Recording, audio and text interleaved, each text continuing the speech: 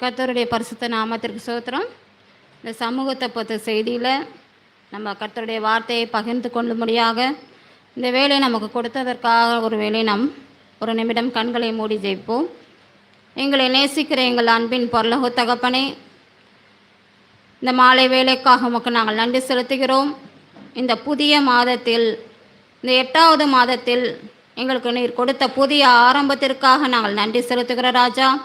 பழையவை ஒழிந்தன, புதியன புகுந்தன என்ற வசனத்தின்படி எங்களுடைய வாழ்க்கையில் உள்ள எல்லா பழைய காரியங்களையும் எடுத்து போட்டு புதிய காரியங்களோடு நாங்கள் நடக்கும்படியாக ராஜா, எங்களை இந்த நாளில் நீர் புதுமைப்படுத்துவதற்காக உமக்கு நாங்கள் கொடான கொடி நன்றி செலுத்துகிறோம்.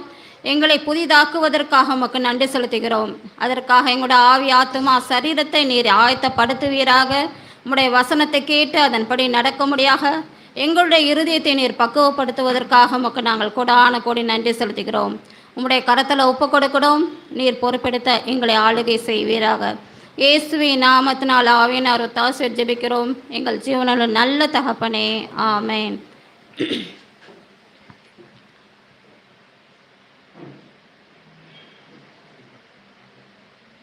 நம்ம கடந்த 3 மாதம் அளவும் என்ன பார்த்தோம்னா, வேதத்தில் என்னென்ன நிலம் பார்த்தோம்? 3 மாதமும் என்ன பார்த்தோம்? வழி அருகே விழுந்த விதை நிலம், கற்பாறை உள்ள நிலம், முள்ளுள்ள நிலம். அப்படிப்பட்ட நிலமாக நாம் இருக்காதபடிக்கு இந்த மாதத்தில் நம்ம பார்க்க போகிற நிலம் பேர் நல்ல நிலம். வேதத்தில் பார்த்தீங்கன்னா மத்தேயு 13ஆம் அதிகாரம், மார்க் 4, லூக்கா 8 இந்த நற்செய்திகளில் இயேசு விதைப்பவன் ஓமையில் நல்ல நிலம் பற்றி கூறியிருக்கிறார். இந்த நல்ல நிலம் என்ற வார்த்தைக்கு என்ன கிரேக்க மொழி அப்படின்னு பார்த்தீங்கன்னா, தேன் காலேன் கேன், தேன் காலேன் கேன் என்று பயன்படுத்தப்பட்டுள்ளது. தேன் பேய் இல்லை, தேன் காலேன் கேன் என்று பயன்படுத்தப்பட்டுள்ளது. இதில் காலோஸ் என்றால் நல்ல, அழகான, பயனுள்ள, தகுதியான என்று பொருள். இதில் கே அப்படின்றதுக்கு நிலத்தின் தன்மையை குறிக்கிறதாக காணப்படுது. இது மனிதனுடைய இருதயத்தையும் ஆத்மாவையும் குறிக்கிறதாக காணப்படுகிறது. விதை என்பது தேவனுடைய வார்த்தையை குறிக்கிறது. இது எல்லா நிலத்திலையும் ஒரே அளவாக தான் விழுந்துச்சு. ஆனால் அது விளைந்த தன்மையை பொறுத்து, அந்த நிலத்தின் தன்மையை பொறுத்து அமைகிறது. அது விதை விளைகிறது. கே என்றால் நிலத்தின், அதாவது இருதயத்தை பொறுத்தே அமைகிறதாய் காணப்படுகிறது. பழைய ஏற்பாட்டில் பார்த்தீங்கன்னா இந்த நல்ல நிலத்துக்கு அதாமா டோவா அப்படின்ற வார்த்தை பயன்படுத்தப்பட்டுள்ளது. இதில் டோவ் என்பதற்கு என்ன அப்படி அர்த்தம்னு பார்த்தீங்கன்னா, நம்ம சொல்லுவோம் ஒரு ஒரு ஆளோட கேரக்டரை என்ன சொல்லுவோம்? Good or bad. அதாவது நல்ல ஒழுக்கத்தை என்ன சொல்லுவோம்? ஒழுக்கத்தையும் தரத்தையும் குறிக்கிறதா காணப்படும். ஆனால் எபிரேய மொழியில் டோவ் என்ற வார்த்தைக்கு எந்த நோக்கத்திற்காக உருவாக்கப்பட்டதோ அந்த நோக்கத்தை அது என்ன பண்ணுதான்? முழுமையாக நிறைவேற்றுகிறது. தேவன் உலகத்தை படைச்சிட்டு என்ன சொன்னார்? நல்லது என்று கண்டார். அப்போ தேவன் எதற்காக இந்த உலகத்தை படைத்தாரோ அந்த நோக்கத்தை நிறைவேற்றி முடித்தார் அப்படின்ற அந்த வார்த்தையின்படி இது அமையுது. அப்போ நல்ல நிலம் அப்படின்னு பார்த்தீங்கன்னா ஏதோ தார்மீக சிறப்புடைய நிலம் மட்டுமல்ல, விதைக்கப்படும் விதைக்கு தடையாயிராமல் அதை ஏற்றுக்கொண்டு வேரூன்ற செய்து கனி கொடுக்கக்கூடிய பக்குவப்பட்ட நிலம் என்று சொல்லப்படுகிறது.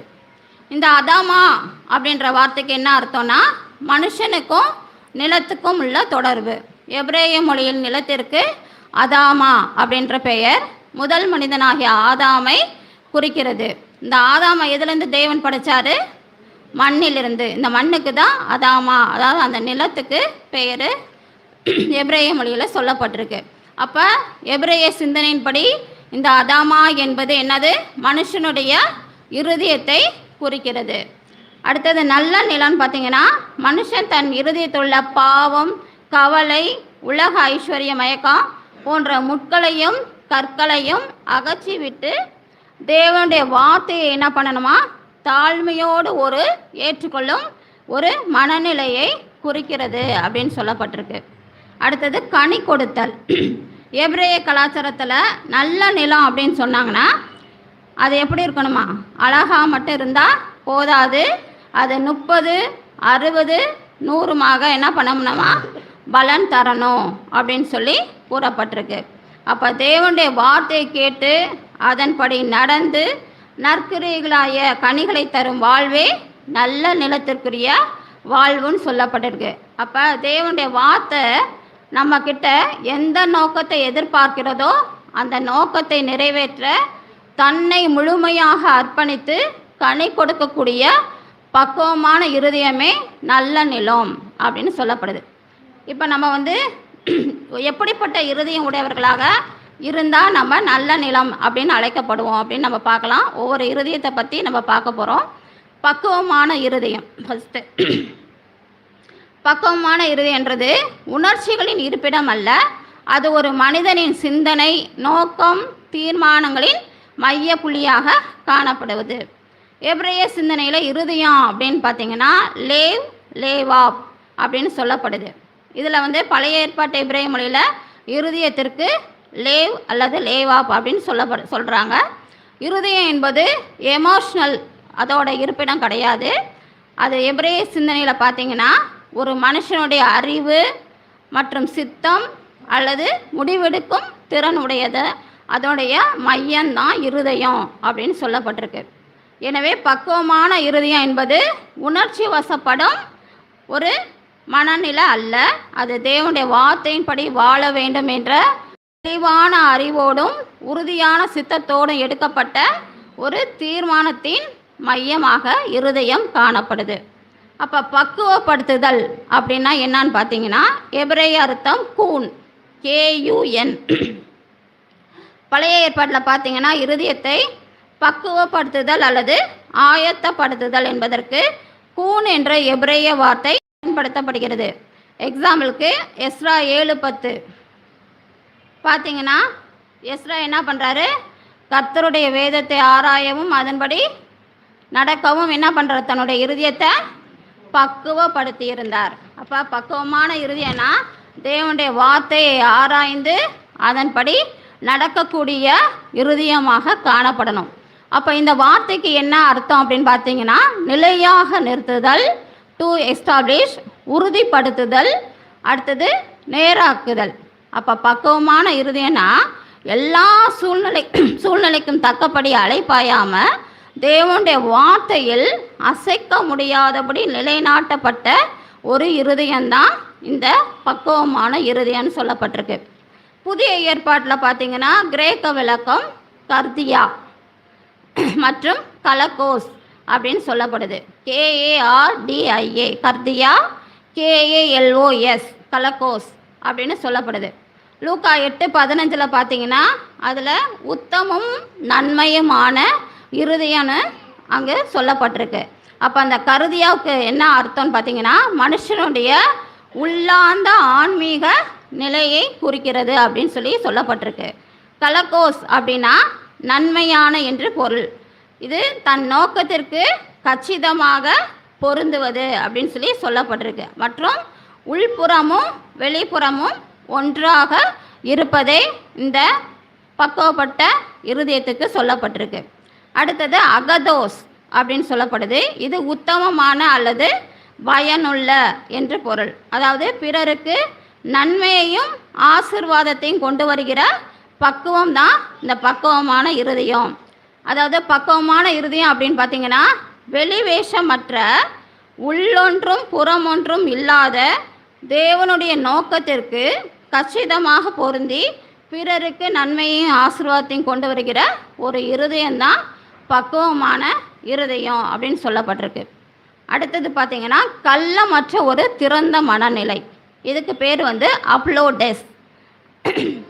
இந்த பக்குவப்பட்ட இருதயத்துக்கு புதிய ஏற்பாட்டில் அப்லோடெஸ் என்ற வார்த்தை பயன்படுத்தப்படுகிறது. இதுக்கு என்ன விளக்கம் பொருள்னு பார்த்தீங்கன்னா ஒரே நோக்கம் கொண்ட அல்லது கலப்படமற்ற அப்படின்னு பொருள். அதாவது உலக கவலை, செல்வத்தின் மயக்கம் போன்ற இரட்டை மனநிலை இல்லாமல் ஒரே நோக்கத்தை கொண்டிருக்கிற இருதயம்தான் இந்த பக்குவமான இருதயம் அப்படின்னு சொல்லப்பட்டிருக்கு. மேலும் இது உழுது பண்படுத்தப்பட்டு உலக கவலைகளாகிய முட்களும் கடின குணமாகிய கற்களும் நீக்கப்பட்டு தேவனுடைய வார்த்தையை தடையின்றி ஏற்றுக்கொண்டு கனி கொடுக்க தயாராக இருக்கும் ஒரு உறுதியான மனநிலை அப்படின்னு சொல்லப்பட்டிருக்கு.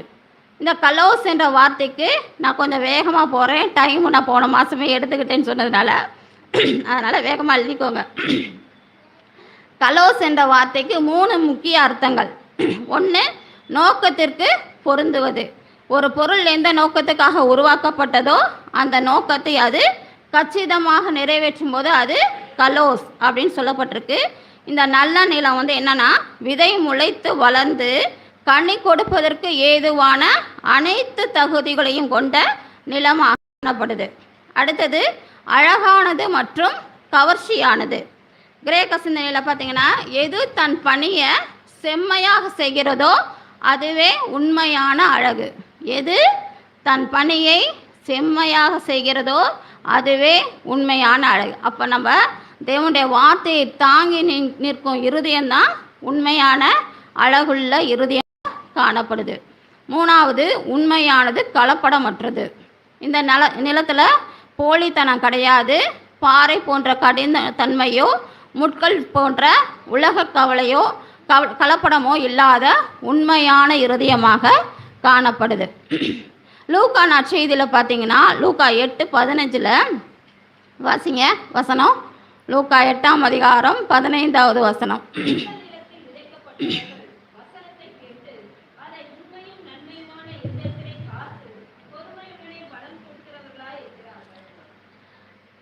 இங்கே பார்த்தீங்கன்னா சுவிசேஷகனா லூக்கா கிரேக்க மருத்துவ பின்னணி கொண்ட டாக்டர்.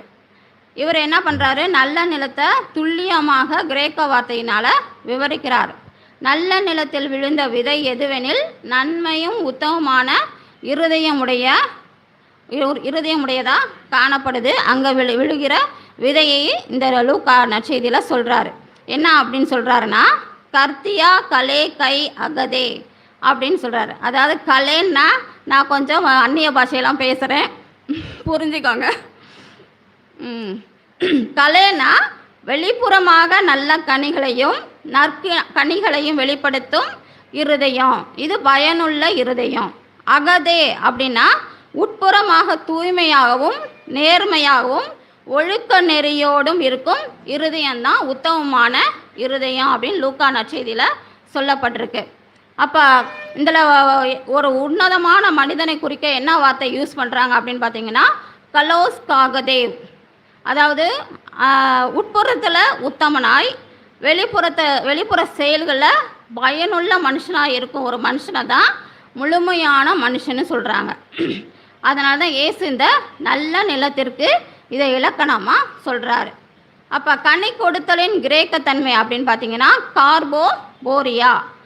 அதாவது 30, 60, 100ஆக கனி தந்தது என்று வேதம் சொல்கிறத எப்படி சொல்கிறாங்கன்னா கிரேக்க மொழியில் கார்போபோரியா. இதில் கார்போஸ் அப்படின்னு பார்த்தீங்கன்னா கனி, போரியா அப்படின்னா சுமப்பது அல்லது தாங்குவது. எல்லோரும் வேடிக்கை பார்த்துட்டே இருக்கீங்க. நல்ல நிலம் என்பது வார்த்தையை வெறும் தற்காலிக உணர்ச்சிகளோடு ஏற்பது மட்டுமல்ல, அது மரமாக வளரும் வரை கடுமையான சூழ்நிலைகளிலும் அதை தாங்கி நின்று சுமந்து பலன் தரும் நிலம்தான் இந்த நல்ல நிலம் அப்படின்னு சொல்கிறாங்க. லூக்கா 8:15 சொல்கிறாரு பொறுமையுடனே இப்படிப்பட்ட நல்ல நிலத்தில் விதை விழுந்த மரம் எப்படின்னா பொறுமையுடனே கனி கொடுக்கிறார்கள். அதாவது இதுக்கு என்ன தேவைன்னா சகிப்புத்தன்மை தேவை அப்படின்னு சொல்கிறாரு. அப்போ நம்ம உலக கவலைகளால் நெருக்கப்படாத தூய்மையான இருதயம் உடையவர்களாக காணப்படணும். தேவனுடைய வார்த்தை கிரியை செய்வதற்கு ஏதுவாக பண்படுத்தப்பட்ட இருதயமாக நம்மளுடைய இருதயம் காணப்படணும். அப்போ சோதனைகள் வந்தாலும் வார்த்தையை தனக்குள் உறுதியாக தாங்கி பிடித்து பொறுமையோடு கனித்தரும் இருதயம் இந்த கார்போபோரியா அப்படின்னு சொல்லப்படுது கிரேக்க மொழியில். அடுத்தது பண்படுத்தப்பட்ட இருதயம். இதுவரைக்கும் பக்குவப்பட்ட இருதயம், நன்மையான இருதயம், உண்மையான இருதயம் பார்த்தோம். இப்போ பண்படுத்தப்பட்ட இருதயம். பண்படுத்தப்பட்ட இருதயம் அப்படின்னு பார்த்தீங்கன்னா இது தானாகவே உருவாகாது. பண்படுத்தணும்னா என்ன செய்யணும்? ஒரு நிலத்தை நம்மளுடைய எஃபெக்டை போடணும். கடின உழைப்பு தேவை, அப்புறம் தேவனுடைய உதவி தேவை.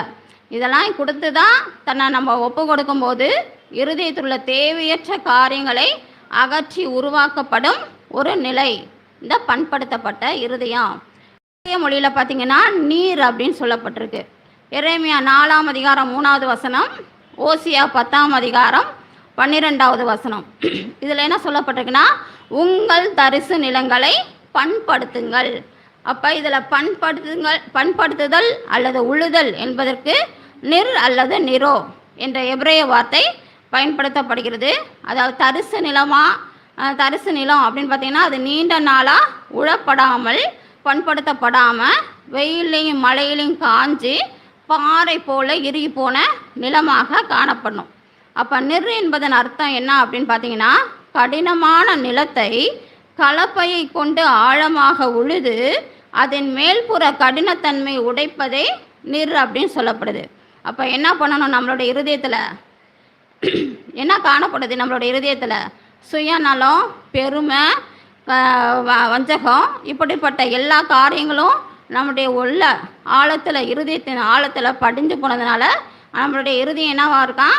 இறுகி போய் காணப்படுகிறது. இப்படிப்பட்ட இருதயத்தை தேவனுடைய வார்த்தையாகிய கலப்பைக்கு ஒப்பு கொடுத்து தன்னை உடைத்து உருவாக்கும் ஒரு மனநிலை தான் என்ன இருதயமா? பண்படுத்தப்பட்ட இருதயம். இதுக்கு வசனம் சங்கீதம் 51:17, நொறுங்குண்டதும் நறுங்குண்டதுமான இருதயம்.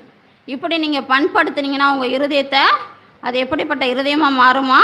நொறுங்குண்டதும் நறுங்குண்டதுமான இருதயமாக மாறும் அப்படின்னு சொல்லப்பட்டிருக்கு. அடுத்தது என்னென்னா, வேர்களை அறுத்தறியணும்.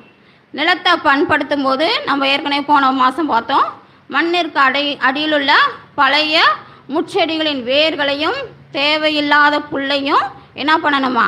பிடுங்கி எறிய வேண்டும். அப்போ எபிரேய வேளாண்மை சிந்தனைப்படி இதற்கு இருதயத்தின் விருத்த சேதனம் என்று பெயர். எரேமியா 4ஆம் அதிகாரம் 4வது வசனம், இருதயத்தின் நுனித்தோலை நீக்கி கர்த்தருக்கென்று உங்களை விருத்த சேதனம் பண்ணுங்கள் அப்படின்னு பண்படுத்தப்பட்ட இருதயத்தை குறித்து கூறப்படுது. அப்போ இருதயத்தின் ஆழத்தில் மறைந்திருக்கும் கசப்பு, வஞ்சகம், உலக ஆசை போன்ற பாவத்தின் வேர்களை அறுத்தறுத்து சுத்திகரிப்பதை இந்த பண்படுத்தப்பட்ட இருதயம் அப்படின்னு சொல்லப்படுது. கிரேக்க மொழியில் பண்படுத்துதல் அதுக்கு என்ன அர்த்தம்னா ஜியோர்ஜியன். புதிய ஏற்பாட்டில் 1 கொரிந்தியர் 3ஆம் அதிகாரம் 9வது வசனம், நீங்கள் தேவனுடைய பண்ணையாக இருக்கிறீர்கள். அதாவது நீங்கள் தேவனுடைய விவசாய நிலமாக இருக்கிறீர்கள். யூ ஆர் காட்ஸ் ஃபீல்டு அப்படின்னு பவுல் சொல்கிறார். அப்போ கிரேக்க மூல மொழியில் இதற்கு ஜியோர்ஜியன் என்ற வார்த்தை பயன்படுகிறது. இதில் கி என்றால் நிலம், எர்ஜியோன் என்றால் வேலை, உழைப்பு. அதாவது வேலை செஞ்சு முறைப்படுத்தப்பட்ட நிலம்தான் என்னது? பண்படுத்தப்பட்ட நிலம் அப்படின்னு சொல்லப்படுது. அப்போ நம்ம இந்த பண்படுத்தப்பட்ட இருதயத்தில் கைவிடப்பட்ட ஒரு காடு போல தறிக்கட்டு வளராமல் நம்மளுடைய பிதாவாகிய தோட்டக்காரர் என்ன பண்ணுறாரு? அவருடைய கரங்களால் நம்மளுடைய இருதயத்தை பாதுகாத்து சீரமைக்கப்பட்ட இருதயம்தான் இந்த பண்படுத்தப்பட்ட இருதயம்னு சொல்கிறார். அடுத்தது மென்மை. நான் கடைசியாக கொஸ்டின் கேட்பேன் ஷீலாட்ட. மென்மையான நெகிழ்வான இருதயம், இதுக்கு என்ன பேருனா மலக்கோஸ். ஏன்ச்சு போட்டுமான்னு கேட்குது. இயேசு விதைப்பவன் உவமையில் வள்ளியோர நிலத்தை பற்றி பேசும்போது அது மிதிக்கப்பட்டு கடினமாக இருந்தது அப்படின்னு சொல்கிறார். இதுக்கு நேர்மாறாக பயன்படுத்தப்பட்ட நிலத்துக்கு தான் மொழியில் மலக்கோஸ் என்ற பதம் மறைமுகமாக சொல்லப்பட்டிருக்கு. இதனுடைய அர்த்தம் என்னன்னா மென்மையானது அல்லது நெகிழ்வுத்தன்மை உடையது அப்படின்னு சொல்லப்படுது. பண்படுத்தப்பட்ட இருதயத்துக்கு, அதாவது இந்த பக்குவப்பட்ட இருதயத்துக்கு, மென்மையான இருதயத்துக்கு தேவனுடைய வார்த்தை தன் மீது விழும்போது அதை எதிர்க்காமல் கடினப்படாமல் உடனே உள்வாங்கிக் கொள்ளும் இருதயம்தான் மென்மையான இருதயம். எசேக்கியேல் 11:19 சொல்லுங்க பாப்போம் வசனம். எசேக்கியேல் 11:19 என்ன வசனம்? கல்லான இருதயத்தை நீக்கி சதையான இருதயத்தை தருவேன்னு சொல்கிறாரு. அப்போ அந்த சதையான இருதயம் நமக்கு வேணும்னா நம்ம என்ன செய்யணும்? தேவனுடைய வார்த்தையை எதிர்க்காம அதை நம்ம உடனே அதை வாங்குகிற இருதயமாக காணப்படணும். அடுத்தது பார்த்திங்கன்னா, இயேசு நிலத்தை பற்றி விவரிக்கும் போது என்ன சொல்கிறாரு? உண்மையும் நன்மையுமான இருதயம், ஹானஸ்ட் அண்ட் குட் ஹார்ட் அப்படின்ற வார்த்தையை பயன்படுத்துகிறார். அப்போ ஒரு மனுஷனுடைய குணநலன்களுக்கு வழங்கப்படும் மிக உயர்ந்த உன்னத நிலைக்கு தான் கலோஸ் ககதோஸ் அப்படின்ற வார்த்தை பயன்படுத்தப்படுது. தமிழில் இது உண்மை அப்படின்னு சொன்னாலும் கிரேக்க மொழியில் பார்த்திங்கன்னா அழகான, நேர்த்தியான, போலித்தனமற்ற, தன் நோக்கத்திற்கு கச்சிதமாக பொருந்துவது அப்படின்ட்டு பொருள். அப்போ கலோஸ் இருதயம் என்பது வெளிவேஷமற்றது, உள்ளொன்றும் புறம்பொன்றும் இல்லாமல் தேவனுடைய வார்த்தையை எவ்வித சுயநல நோக்கமின்றி அதன் தூய்மையான வடிவிலேயே அப்படியே ஏற்றுக்கொள்ளும் ஒரு பரிசுத்தமான நேர்மையான இருதயம் தான் கலோஸ் இருதயம்னு சொல்லப்படுது. அடுத்தது நன்மையான இருதயத்துக்கு அகதோஸ். இந்த நன்மையான இருதயம் எப்படி அப்படின்னு பார்த்தீங்கன்னா, ஒரு பொருள் தனக்கு மட்டும் நல்லதாக இராமல் என்ன பண்ணுவாங்க, தன்னை சுற்றி இருப்பவங்களுக்கும் அது நன்மையே விளைவிக்கிறது தான் அகதோஸ் இருதயம் அப்படின்னு சொல்லப்படுது.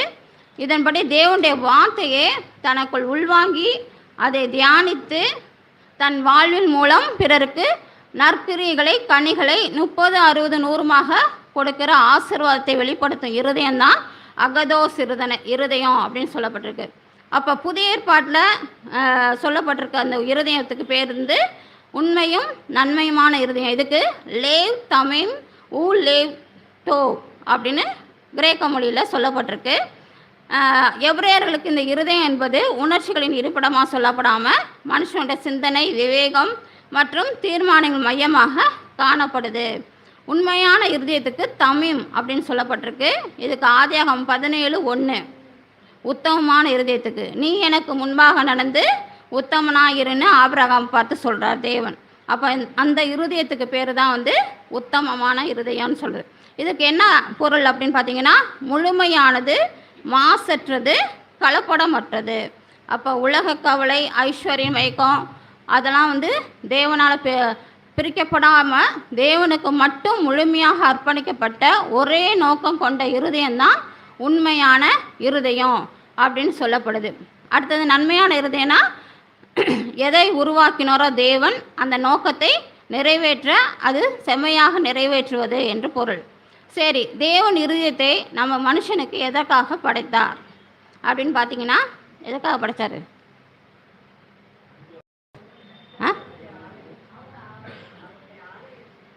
இதில் பார்த்துட்டு வர மாதிரி அவருடைய வார்த்தை சுமந்து அதன்படி வாழவே நம்மை படைத்தார். நமக்கு இருதயத்தை படைத்தார்.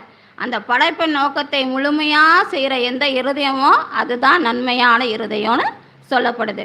அப்போ உண்மையும் நன்மையுமான இருதயம் என்பது எவ்வித கள்ளமும் போலித்தனமும் இல்லாமல் தேவனுடைய வார்த்தையை முழுமையாக உள்வாங்கி அந்த வார்த்தையின்படி வெளியே வாழும்போது பிறருக்கு பயனுள்ள நற்கனிகளை கொடுக்கும் ஒரு பக்குவப்பட்ட ஆன்மீக நிலையை தரும்.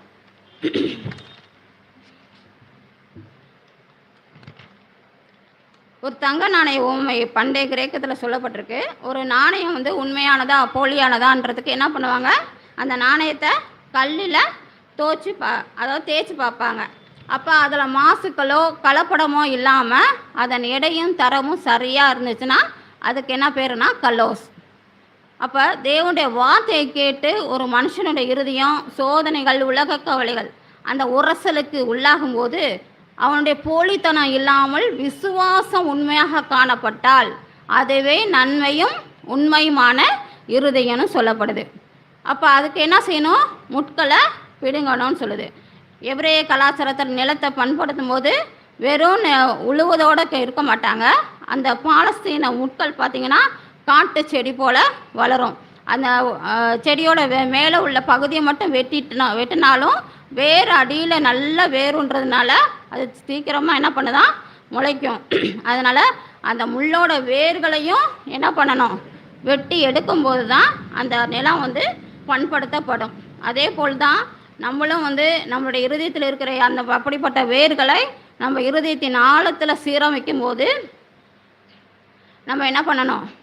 தேவனுடைய வார்த்தை, அதாவது மேற்பரப்பில் நம்ம நல்லவர்களாக காட்டிக்கொள்ளாமல் இருதயத்தின் ஆழத்தில் இருக்கிற அந்த கசப்பு, வஞ்சகம், பேராசை போன்ற முட்களின் வேர்களை வார்த்தையின் வளர்ச்சியை தடுத்து விடாதபடிக்கு நம்ம காத்து கொள்ளும்போது நம்முடைய இருதயம் உண்மையும் நன்மையுமான இருதயமாக காணப்படும். அப்படி இருக்கும்போது என்ன கொடுக்கணும்? லூக்கா 8:15 சொல்லப்பட்டிருக்குன்னா, அவங்க பொறுமையுடனே கனி கொடுப்பார்கள் அப்படின்னு சொல்லப்பட்டிருக்கு. டைம் ஆயிடுச்சு, முடிச்சட்டும். அதோட இதை எடுக்கட்டும், முடிச்சிட்டுமா? பொறுமையுடனே கனி கொடுக்கிறார்கள். பொறுமை என்பதற்கு கிரேக்க மூல மொழியில் ஒரு போர் வீரனுக்குரிய வீரியமிக்க அர்த்தம் உள்ளது. அதாவது ஹிபோமினே, ஹிபோ அது அப்படின்னா கீழே, மினேனா நிலைத்திருப்பது அல்லது தங்கியிருப்பது. ஒரு பெரிய பாரத்தோட கீழே, கடுமையான அழுத்தத்தின் கீழே விசுவாசத்தை விட்டுவிடாமல் அப்படியே உறுதியாக நிலைத்து நின்று தாங்குவது அப்படின்றது தான் இந்த ஹிபோமினே அப்படின்றது. அதாவது பொறுமையோட காத்திருப்பது. இது வெறும் காத்திருப்பு மட்டும் கிடையாது, வீரமிக்க சகிப்புத்தன்மைன்னு சொல்லப்பட்டிருக்கு. அப்போ நம்ம அன்றாட வாழ்வில் பொறுமைனா என்ன நினச்சிக்கிறோம்? ஒரு பஸ்ஸுக்காகவோ இல்லை ஏதாவது ஒரு காரியம் செய்கிறதுக்கோ அது காத்திருக்கிறதோ நம்ம பொறுமையாக காத்திருக்கிறோம் அப்படின்னு நினைக்கிறோம். ஆனால் அப்படிப்பட்ட காத்திருப்பு கிடையாது. அது ஒரு செயலற்ற பொறுமை நம்ம காண்பிக்கிறது. அப்படிப்பட்ட செயலற்ற பொறுமை காமிக்காமல் செயல்பாட்டுடன் கூடிய சகிப்புத்தன்மையை காமிக்கிறது தான் பொறுமையுடனே காத்திருப்பது அப்படின்னு அர்த்தம். அதாவது ஒரு வித மண்ணுக்குள்ளே புதைக்கப்பட்டு அது என்ன பண்ணும்? இருள், குளிர், மண்ணின் அழுத்தம், வறட்சி, கடுமையான வெயில் இத்தனையும் பொறுமையாக பண்ணுது, ஏற்றுக்கொண்டு அது காற்று தாங்கி சகித்து கொண்டு வெளியே முளைக்கும். அதுபோல் தேவனுடைய வார்த்தையை இருதயத்தில் ஏற்றுக்கொண்ட பிறகு வாழ்வில் போராட்டங்களோ நிந்தைகளோ தாமதங்களோ வரும்போது சோர்ந்து பின்வாங்கி விடாமல் நெருக்கடியிலும் விசுவாசத்தை நம்ம என்ன பண்ணணுமா? நெஞ்சார பிடித்து கொண்டு நிற்பது தான் பொறுமையுடன் காப்பதாகும். எபிரேய சிந்தனையில் இந்த காத்திருப்பதற்கு என்ன அப்படின்னா கவா அப்படின்னு அர்த்தம். அதுக்கு என்ன? பழைய ஏற்பாட்டில் பார்த்தீங்கன்னா ஏசாயா 40:31 கர்த்தருக்கு காத்திருக்கிறவர்களோ புது பலன் அடைவார்கள். அப்படிப்பட்ட காத்திருப்பு நம்மளுடைய வாழ்க்கையில் இருக்கணும் அப்படின்னு சொல்லப்பட்டிருக்கு. அடுத்தது பொறுமையாக காத்திருப்பது பார்த்திங்கன்னா விசுவாசத்தையும், அதாவது நம்பிக்கையையும் தேவனுடைய வாக்கு தத்தத்தையும் ஒன்றாக இணைச்சி நம்முடைய இருதயத்தில் நம்ம பலமாக முக்கிக்கொள்ளும் காலம்தான் இந்த பொறுமையாக காத்திருக்கிற காலம். இதற்கு என்ன செய்யணும் அப்படின்ட்டு ஒரு 5 படிகளை மட்டும் பார்த்துட்டு முடிப்போம். முதல் படி வார்த்தையை கேட்டு, ஹியரிங். இதுக்கு கிரேக்க சொல் பார்த்திங்கன்னா அகுவா. இது காதால கேட்டு மறு காதால விடுகிற சாதாரண கேட்டல் அல்ல, கவனத்தை செலுத்தி விவேகத்தோடு உள்வாங்கி அந்த வார்த்தைக்கு தன்னை முழுமையாக உட்படுத்துவதை குறிக்கிறது தான் இந்த வார்த்தையை கேட்டுன்னு அர்த்தம். 2வது படி அதை பற்றி கொண்டு, ஹோல்டிங் ஃபாஸ்ட். கிரேக்க சொல்லு பார்த்திங்கன்னா கதேச்சோ. இது எப்படி அப்படின்னு பார்த்திங்கன்னா நெஞ்சார தழுவி கொள்வது அல்லது கை விட்டு விடாமல் இறுகி பிடித்து கொள்வதுன்னு அர்த்தம். இந்த வழியோர நிலம், பாறை நிலம், முள் நிலம் ஆகிய 3 நிலங்களும் என்ன பண்ணுவதும் வார்த்தையை தக்க வைத்து கொள்ளுது. ஆனால் இந்த நல்ல நில மனிதர்கள் பிசாசோ உபோத்திரவங்களோ உலக ஐஸ்வர்ய மயக்கங்களோ வரும்போதும் வார்த்தையை என்ன பண்ணுறாங்க? தளர்ந்து கைவிட்டு விடாமல் இருதயத்தின் ஆழத்தில் புதையலை போல பற்றி கொள்கிறாங்க. அப்படிப்பட்ட பற்றி கொள்ளுதல் நமக்கு தேவை அப்படின்னு சொல்லப்படுது. 3வது படி பொறுமையுடன் காத்து. இதுக்கு கிரேக்க சொல் ஹிபோமினே. ஏற்கனவே நம்ம பார்த்தோம். எப்படிப்பட்ட கடுமையான அழுத்தமும் வந்தாலும் நம்ம விசுவாசத்தை விட்டு விடாமல் தாங்கி நிற்கிற ஒரு வீரமிக்க சகிப்புத்தன்மை அப்படின்னு சொல்லுது. அப்போ விதை மண்ணுக்குள்ளே மறைஞ்சி வேரூன்று மரமாகி கனி கொடுக்கும் காலம் எடுக்கும். அது வரைக்கும் அந்த சோதனைகள், நிந்தனைகள், தாமதங்கள் குறுக்கிட்டாலும் சோர்ந்து போகாமல் விசுவாச பாதையில் உறுதியாக நிற்பதையே குறிக்கிறது. அடுத்தது இறுதியாக கனி கொடுக்கிறவர்களே. இதுக்கு கிரேக்க சொல் கார்போபோரியா.